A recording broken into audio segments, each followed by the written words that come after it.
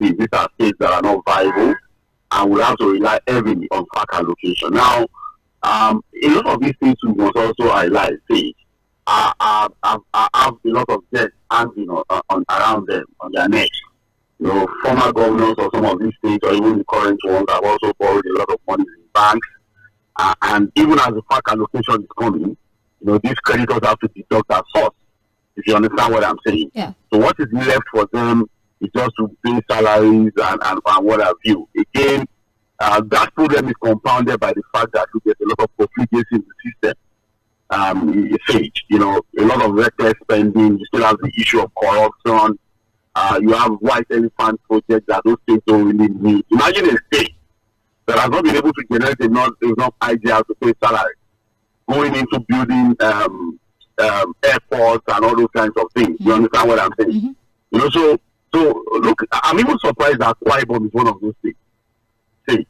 Akwa Ibom is one of those states that has to rely on FAC allocation to be able to pay salary. But that's a state that built a cathedral for I think about 36 billion naira. Yeah.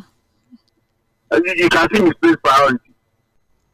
That's a state that, because you look at the data, even the Delta state, I'm sure that the Delta state with years of strong revenue, when I say FAC allocation, we're talking of years of more because 13% derivation and all of those kinds of things, have not been able to build their state to generate enough idea. It's a complete failure of governance at that level. Because there are some states I never thought I was going to see on that list.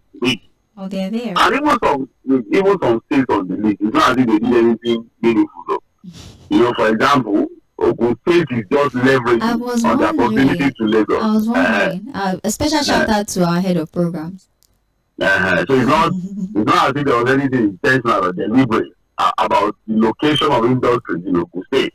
The reality is that Lagos is congested, and of course, most of these multinationals, most of these businesses have to move to the next state for sake of proximity, and then Ogun State is the choice destination because, of course, it's just a reasonable thing for most of these companies to do. So they tap and leverage on, industrial areas around Asbara, Songwater, and all of these other areas. You understand what I'm saying? Yeah.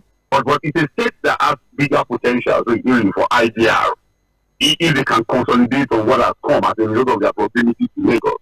But again, it is one of the states in the southwest that has the worst run when we talk about the performance of governors in the southwest. So, all in all, I think what we have seen again from this report is that we have created states that are non-functional, that are not viable, and unfortunately, what we have is a situation where even when the FAC allocation comes, the way it is coming now, some of them have to deal with a lot of debt. Some of them still have to deal with corruption, profligacy, misappropriation of funds, white elephant projects, and all of that. So it's a very terrible situation, really, because the state governments are also supposed to bring governance closer to the people. A lot of the governors don't even bother. Some of them don't even stay in their state. There are governors who don't stay in their state. You find them always in Abuja. So they are not even in their state. They are not there to really check and see the potentials of their state. What are the things we can do? How can we invest in the state, improve on infrastructure, and things like that.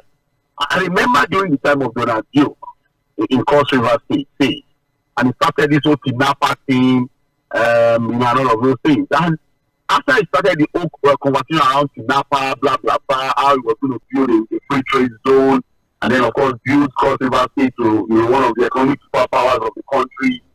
And I think about 5 or 6 years after I left government, I visited Tinapa. I was in Cᴏᴜ State, I visited Tinapa. Say that place is a complete shadow of itself. Nothing is happening there. And I don't think successive governors are trying to even look at that project again. It's abandoned as we see. So, again, when we talk about governance, that's some of the things we've been talking about. Too much focus on the federal government, but the reality is that, look, I don't think we have our best hands running most of these state governments. I don't think we have the best of the critical minds in the country vying for governorship position and running most of these states. So what we have are just pure politicians who see governance as an opportunity to enrich themselves. A lot of them are already focused on the job, and that is compounded by the high level of corruption at the state level. Well, thank you, Fuad. That story is on page 19 of the Punch newspaper. We're moving forward now. It's also reported on the front page. Minimum wage, Labour slashes demands to 500,000 naira. Now, there are strong indications that organized Labour will push for 500,000 naira as the minimum wage, as the zonal public hearing on the new wage structure begins on Thursday, that's today, in Lagos, Kano, Enugu, Akwa Ibom, Adamawa, and Abuja. The president of the Nigeria Labour Congress, Joe Ajaero, in an interview, had stated that if the ongoing inflation continued, organized labour might push for a new minimum wage of up to 1 million naira for Nigerian workers.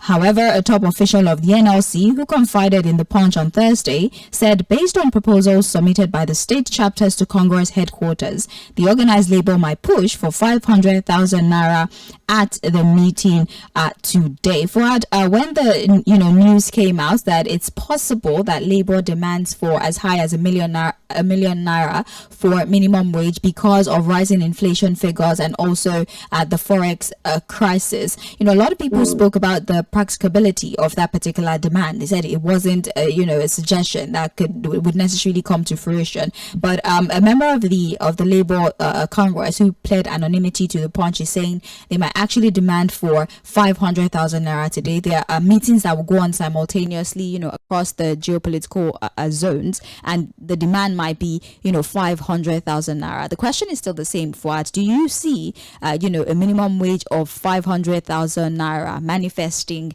in Nigeria at this time? And how do you think private individuals, would be able to keep up with this if it actually becomes law?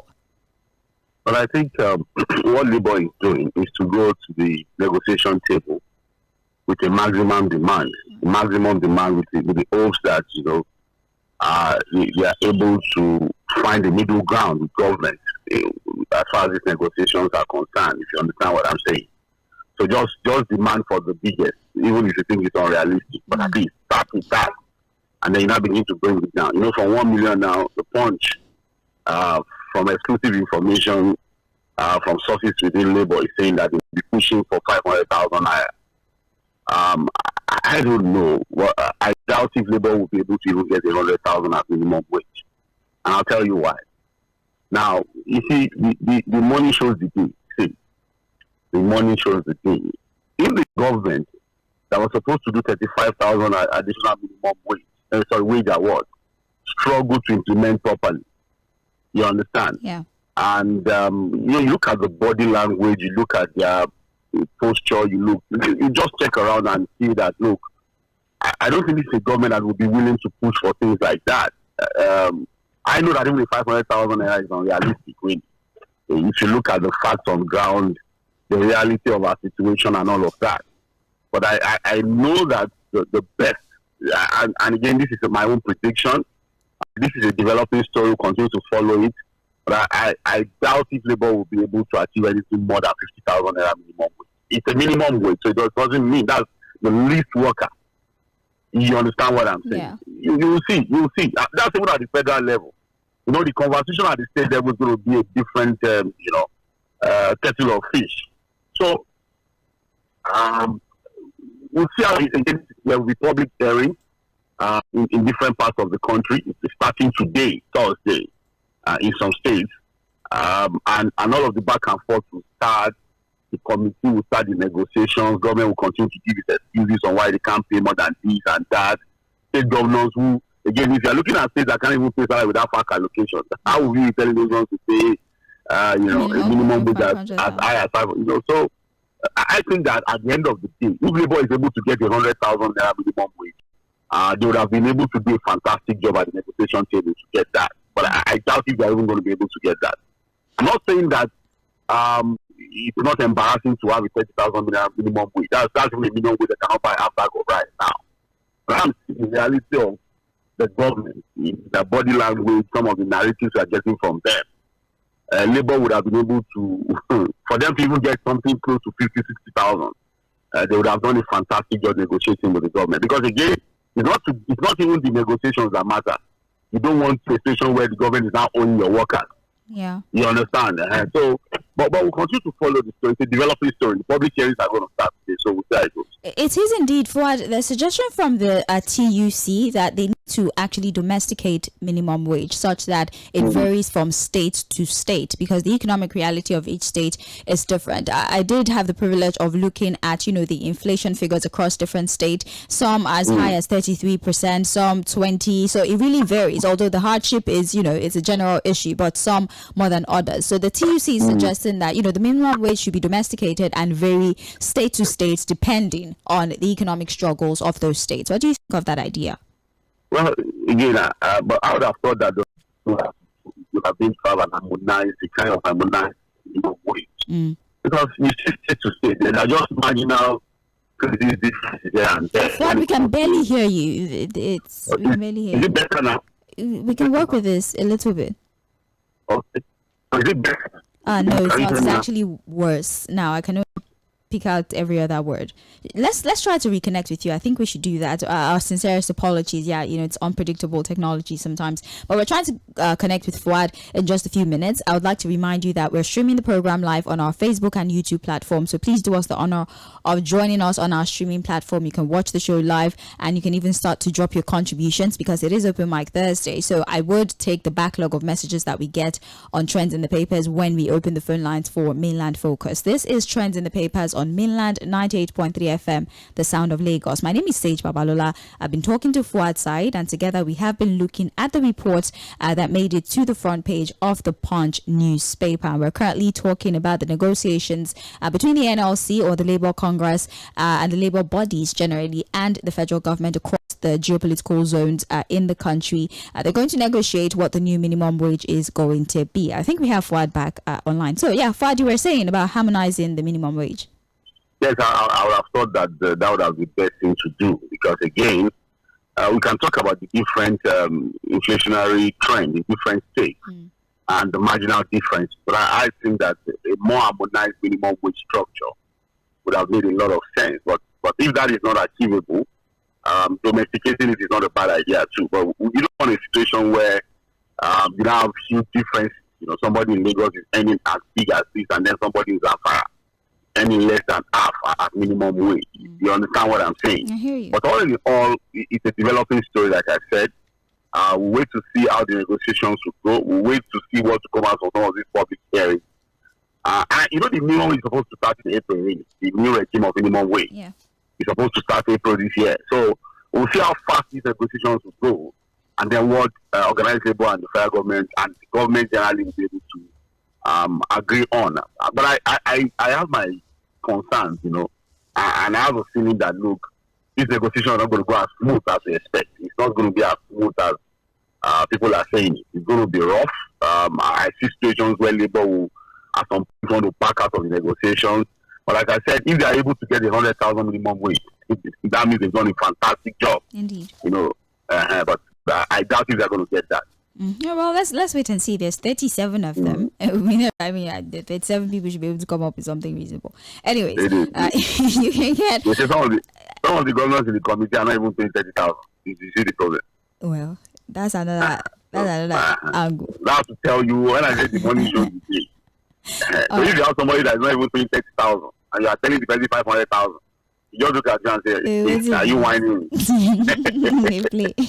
Okay, you can get more information on page 2 of the Punch newspaper. We're moving on now to the unfortunate events that played out in Benue State. The report says 30 killed in Benue fresh attack, Senate to meet Tinubu. Now, the Senate on Wednesday said it would meet with President Bola Tinubu over the insecurity in Benue State and Nigeria at large. The resolution of the Senate followed the report of a militia clash in Benue State, which left no fewer than 30 dead on Tuesday. The Senate resolution followed a motion called Motion on the Continuing Killings by Suspected Terrorists Parading as Headsmen and Increasing Insecurity in Kwande, Ukum, Logo, and Katsina Ala local government in the Benue Northeast Senatorial District of Benue State. Let me summarize that story for what they believe that this attack was actually a clash by rival militia groups, but unfortunately we had innocent farmers that were caught in the crossfire, and it brought the death toll to a total of 30. So the bodies also included, the dead also included those of the militia, but 15 farmers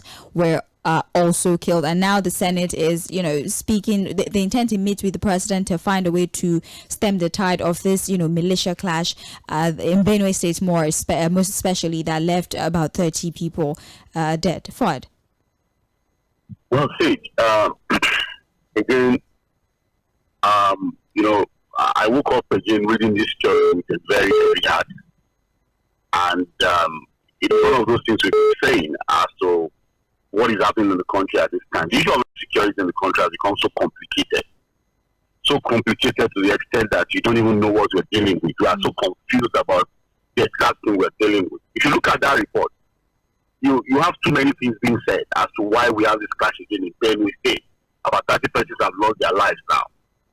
In one point, it was being said that it was a gang, like a militia clash. Yeah. Now you are hearing that farmers were killed. There was this militia. They're talking about some elders had brought in some militia. It's all complicated. It's all complicated. But it shouldn't be that complicated for the government that has the mandate of the people to fix the problem. Again, you're saying that the first job of any government is the security of lives and properties of the people. And again, in Benue State, which is supposed to be the food basket of the nation, we are getting this report again. Farmers are being killed. Farmers can't go to farm. Houses are being raised. And so when we talk about food shortage, we keep talking about, we want to feed ourselves. It's not going to happen if the regions of the country that are supposed to provide the food have this level of insecurity. So that I've said, the security situation of the country is so complicated. As we are reporting this, I'm sure the papers have it. There are reports of abduction in Borno State again by Boko Haram, where more than 200 Nigerians have also been kidnapped now. Most of them women and children. Yeah, it's on page 2 actually. Yeah, so when you aggregate all of that, put that together, you understand why we are in this crisis. And because again, I'm looking at the Senate now. They say they're going to meet with the president. This was the same Senate that summoned the service chief and gave them a vote of confidence and said, look, you guys are doing well. You remember that recently the service chiefs were before the Senate. And after closed door meetings with them, blah, blah, blah, the Senate resolved that, look, the services are doing well. The military is doing well. Give them a vote of confidence. So what are they going to go and tell the president now? You don't understand what I'm saying. I'm with you. You are said because of the level of insecurity in the country, you have summoned the service chief. And then the next thing you said was that, you are giving them a vote of confidence that we were. Whereas the reality on ground is the contradiction of that. How can we say they are doing well when we have this level of insecurity in the country? Unless you are saying that by their own standards, because they are well secured, they assume that everything is okay for the people. But the fact on ground is showing that we are not in a good place with the level of insecurity in the country. Like I said, you said it's a fake job. Borno State, they gave Boko Haram. And that was why the last time I was speaking to Sheikh Gumi, and I said, what we have now, the report we are getting, because again, even the governor of Borno State keeps assuring Nigerians, keeping the picture that everything is well in the state. And that was why I told Sheikh Gumi that, bro, the Northeast is not as troubled as the Northwest. And he corrected me immediately. I said, no. The reality is that you guys are not getting the real information. Things are not as good as these people present it to you. That there's still that extreme religious radicalism disturbing the Northeast. And that is what we are just in now. Just about 2 weeks from when I spoke with Sheikh Gumi, we are now reporting that over 200 Nigerians, mostly women and children, have now been kidnapped in Borno State. In a place called one of the local governments. An IDP camp, actually. 101 of them. Yeah, 101 of them. So again, it's unfortunate. It's sad what we're seeing. Because again, any group of persons, any group of, whether you call them bandits, you call them Boko Haram, anything, they have the capacity to kidnap that amount of people. You don't joke with that kind of group. Because even if you are going to steal village goods, 20, it's not an easy task. How much more the ability, your capacity to kidnap over 100 persons? It beats me, to be honest, because how do you move over 100 people without any hassle? I mean, or response from our security operatives. Yeah. Because again, even if you are going to move goods, they will trouble you. How much more human beings? And then you move 100. There's no response, there's no follow-up. and then it is done successfully. Remember the keyboard girls from other, we have several reported cases. And these things keep happening in an IDP camp. And like, there are also follow-up reports to say there are a lot of people in the IDP camp that are also warning the governors and telling them that, look, the hardship in the country, if nothing is done quickly about, they'll go and join the bandits and the terrorists. You can now see that. Let's speak about that. The IDP camps have become, a recruitment ground for a lot of these bandits. Because of the poor conditions of the people in those IDP camps. You understand? So you can see that everything is tied together. This high level of insecurity has brought food insecurity, and then the hardship in the country is also fueling insecurity. So you see that it's intertwined. It's a cobweb of complete confusion we have here. It's a web of confusion we have here. And in all of that, you now look at the political class that has gotten the mandate of the people, that gets overfed, that gets huge amounts of money, that are supposed to sit down and concentrate on fixing the problem. Instead, they live in denial. They keep living in denial. They are not even concentrating. They are not intentional about anything. And so we say we want to feed ourselves, we're doing agric revolution, we want to buy tractors. So you buy the tractors, then Boko Haram come and kidnap the farmers. Or you buy the tractors, do all the things you want to do, secure the loan. We have a loan now from the AFDB, about $1 billion. Yeah. To go into serious agriculture.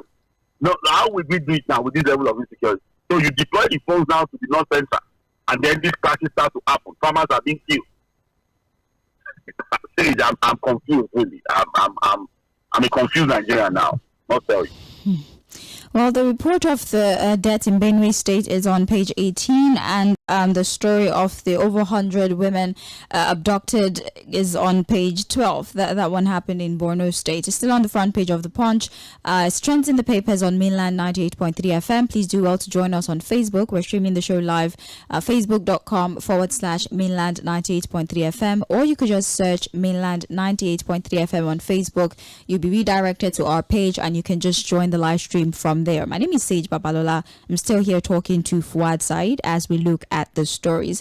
Page 20 of the Punch is reporting that CBN printing of 22 trillion naira under Buhari fueled inflation, and this is according to Wale Edu. The Minister of Finance and Coordinating Minister of Economy, Wale Edu, has said that 22.7 trillion naira printed by the Central Bank of Nigeria through the Ways and Means overdraft for the federal government from 2015 to 2023 under former President Muhammadu Buhari threw the country into the current inflation.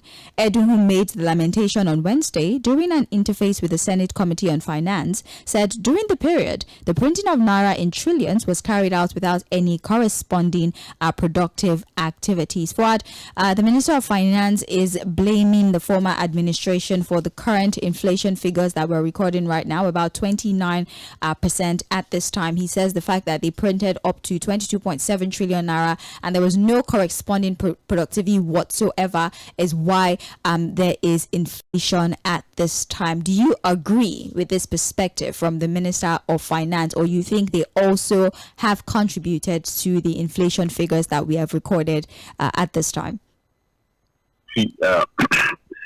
Yes. I think what the government, this government would do, I think my advice to them on this lamentation expedition, because again, I don't know what we're supposed to do with this, really, this continuous lamentation we're getting from the government. Because when you keep getting narratives like this, when you keep getting statements like this from the government consistently, there are two things you probably want to take away from statements like this to show that, look, we are telling you we are helpless. We really don't know what we can do about it. So you guys just have to deal with your problem because we don't have an idea of how to solve it. These people have messed the whole thing up and we don't know how to solve it. Or, they just want to continue to give the excuses while the thing gets worse. I think what the government can do, because again, they keep talking about these ways and means thing. Yes, we know that a lot of things have gone wrong under the Buhari government, especially with the way government initially was running the CBN. So there's no denying that fact. They keep talking continually about the ways and means. Can they please just jail everybody in the Buhari government so that we rest? I mean, okay, what are we supposed to do with this information now? Well, he's just trying to explain that, it's a ripple effect. What's happening right now is more a ripple effect. So what are we supposed to do with that? Like, I don't know. Okay, is it for information, Abi? Or so that we stop, blaming them independently for our economic woes, maybe. Okay. Minister Wale, we've heard you, we understand you, the ways and means, manipulation and corruption under God, Emefiele and Buhari has led us into this crisis. We understand completely. Thank you so much. But it would be nice if the minister to know what you're doing to fix the problem. Well, he gave a somewhat vague insight into what they will do. He said, and I quote right now, that various damage mitigating economic policies are being rolled out by the present government and would in no distant time bring about great recoveries in terms of lower inflation rate and improved GDP growth. He also said they're going to suck money from the market and use it to pay back the central bank, and they will give the government a balanced book. That's what he said. Okay, well, that's okay.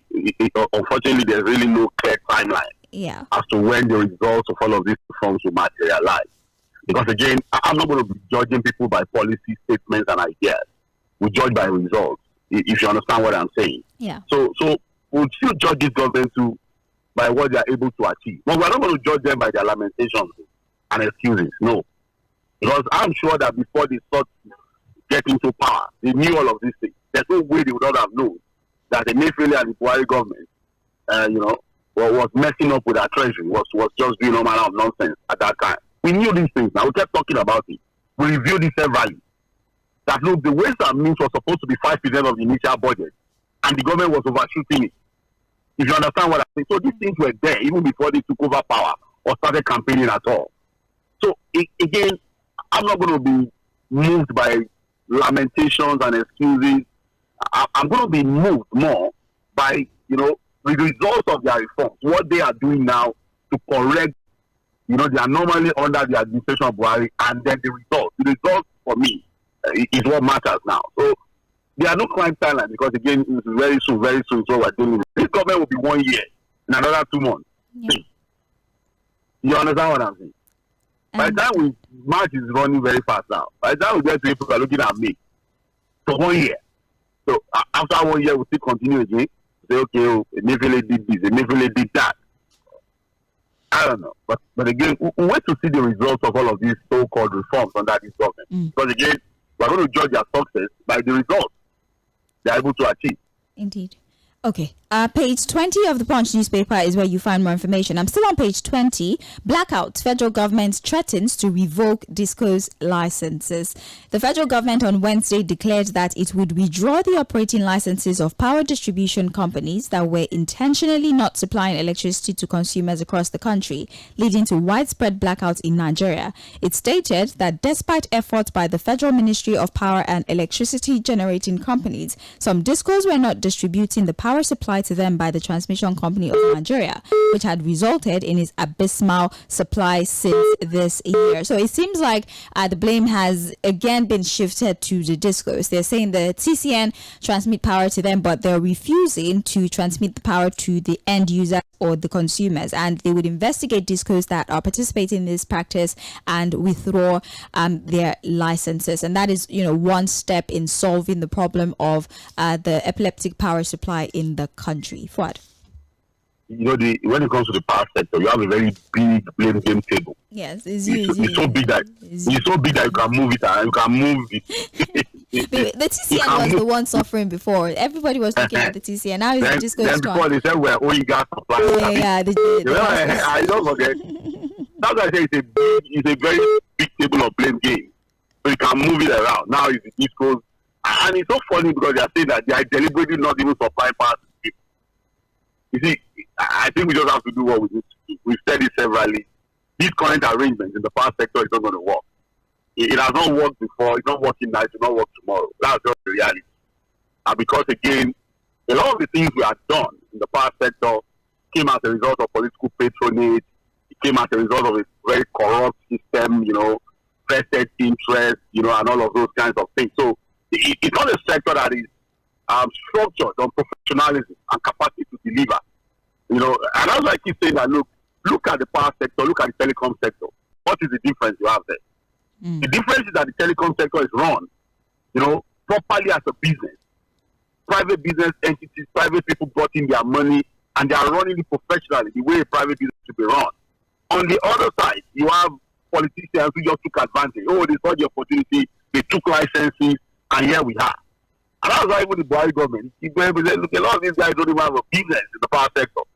They just, they knew the licenses were available, and the normal thing Nigerians do, they jumped into it. Look, a lot of the discos don't even have an investment plan to start with. See, no investment plan, there's no business structure. And that's why it's complete dismal performance from them. A lot of the discos, maybe one or two of them doing relatively well.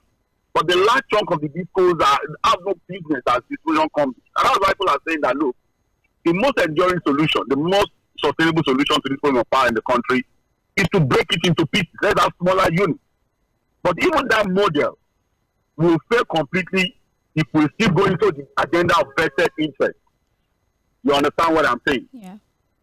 So, because again, it is one thing to talk about a model that can work, look at the structure that can work. But we also have to ensure that it is done professionally. That only people who have the business model, who have the finance, who have the investment plan, should be able to get the license. So this idea of trying to revoke, I think by now would have been able to find a way to revoke these licenses and restructure the entire power sector. Because again, it's still, every time you see Minister Adelabu talk, he's always lamenting. He's always blaming this, blaming that. There's no gas today, and there's no this way, there's no transmission company, the national grid is collapsing. Is that what we're going to do for another 4 years? See. I'm not doing that. I'm not working. I'm not saying that. I don't know. And unfortunately, we are not one of those countries that should be suffering this problem of power supply. Because every source of generating power, electricity, we have it in the country. Right. Solar, are we going to be using hydro, solar, power, wind? Everything is available. We have all of the things to be able to generate enough electricity. But the problem again is that, look, we have the combined installed capacity to generate in Nigeria is about 13,000 megawatts. Yeah, we're still doing below 4. We are still doing below 4. But that is not even as problematic as the national grid, the transmission end of the power sector. Mm-hmm. That one keeps collapsing. And then while you are dealing with a collapsing transmission end, you have a distribution company that are not even serious. No investment plan, no distribution plan. Up to today, people are still buying transformers themselves. Cables fall, there's no response time. They are still not able to distribute the prepaid meters. They are still so happy to do estimated billing. It's chaotic. It's unfortunate, really. So it's left for the government to fix the problem. They know the problem, but the political will to fix the problem is what we are looking at here. All right, page 20 of the Punch newspaper is where you get more details. Let's review this last story on the front page of the Punch, so we move to Guardian. Federal government foreign scholarship beneficiaries lament unpaid 8-month stipends. Better come back home. Nigerian students studying in Russia, Morocco, Algeria, China, Hungary, and other countries on the federal government scholarship have lamented their unpaid stipends for 8 months running. The students are studying under the federal government bilateral educational agreement scholarship. The BEA scholarship is for the purpose of education exchange between Nigeria and the partnering countries. But then for the information here is that for 8 months, these students have not gotten their monthly stipend from the federal government, and a lot of them they don't have houses to stay anymore. They don't have hostels. They're unable to eat. They're having a difficult time. They don't even have transportation fee, and now they're asking that the government come to their aid as they're having a difficult time studying, owing to the fact that they cannot take care of their primary needs of housing, feeding, and shelter. What? No, that's the government pays now. 8 months. Yeah, maybe they'll pay it. They'll pay it in lump sum. Lump everything together and pay.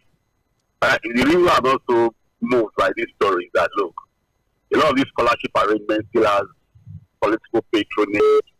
Look at some of these candidates, you understand how the names were generated. I'm even looking at scholarships in some countries. I look at some of those countries that have worked What are we even doing in those countries? What are we learning there? What's the end result? I just say education exchange. Like that's the purpose of the initiative. What are we? Look, if it's not they say if it's nothing science and technology, we should not bother with it. Right. If it is nothing on science and technology, I think we should not even bother. And I'm sure that if you go and check now, don't be surprised that there will be Arabic studies part of this we're talking about, or religious studies. I'm telling you. You think it's not possible? I mean, why would you have a scholarship and you choose to use it to do that? I'm telling you, here now, if you dig into that thing, and if you hear me, I will tell you. I will dig into it and tell you. You hear that there's somebody on the federal government scholarship studying religious studies in Morocco. Well, to each his own. You think it's not possible? I mean, I wouldn't, but to each his own, if that's what they're passionate about. Passionate about what? If they're passionate about it, by all means. If you want to do that, go to their school. I know what I'm saying. You know, and that's why consistently this scholarship exchange amongst countries, Nigeria in particular, what have we really been able to get out of it? What have we been able to get out of it? And the students are hungry, they are facing eviction, they can't even attend classes. Government, please, can you please just pay them and they're having a hard time. What you hear from me? I mean, yes, so they can survive. How do you go to class when you're hungry or your landlord is threatening to kick you out? So what's the point at the end of the day? Now that the papers are reported and we are saying it, I'm sure the government will pay them. It's on page 12 of the Punch newspaper. Let's move on very quickly now. You're still listening to Trends in the Papers on Mainland 98.3 FM.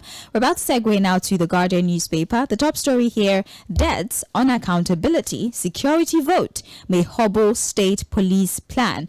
We have the story here that is highlighting some of the hurdles of the state police plan that is currently a subject of conversation at the Senate. We have writers to this story. Stakeholders fault state police bill for seeking grant instead of revenue allocation review. Why federal government must shed weight to make state policing work. How poor funding crippled Amotekun, Ebubiago, others. State police will increase 8.77 trillion recurrent expenditure for 36 states. FCT. New policing bill may lead to abuse, tyranny, says Niger governor. Now, there are strong indications that governors may face the Herculean challenge of funding the state police if the bill for its establishment is eventually passed into law by the National Assembly. Ahead of the first draft report of the ongoing review of the 1999 Constitution, Deputy Speaker of the House of Rep, Benjamin Kalu, has said constitutional role for monarchs, creation of state police, and bills seeking to return the country to a parliamentary system of government will top the constitutional amendment. But let me get to the point of all of this. They're talking about the fact that there was no provision for state police in the 2024 budget of all the states, and they're heavily laden with debt and overhead cost. Again, I'm going to have to summarize this entire story for it. There's the problem of if state police bill is actually passed, we might have to expand our budget a little bit because we already have amount of money that have been allotted to defense, but there was nothing specifically for state police, and state governors do not have the resources to fund it themselves. So it's going to increase the amount of money that they would need, hence more borrowing, and that is the problem that they're going to have. They already have underlying debts that they're dealing with, and they would need to raise more money to fund state policing, and that is one of the primary obstacles to this particular bill. See, I have my fears about this entire conversation around state police, and I'll tell you why. Why? Because again,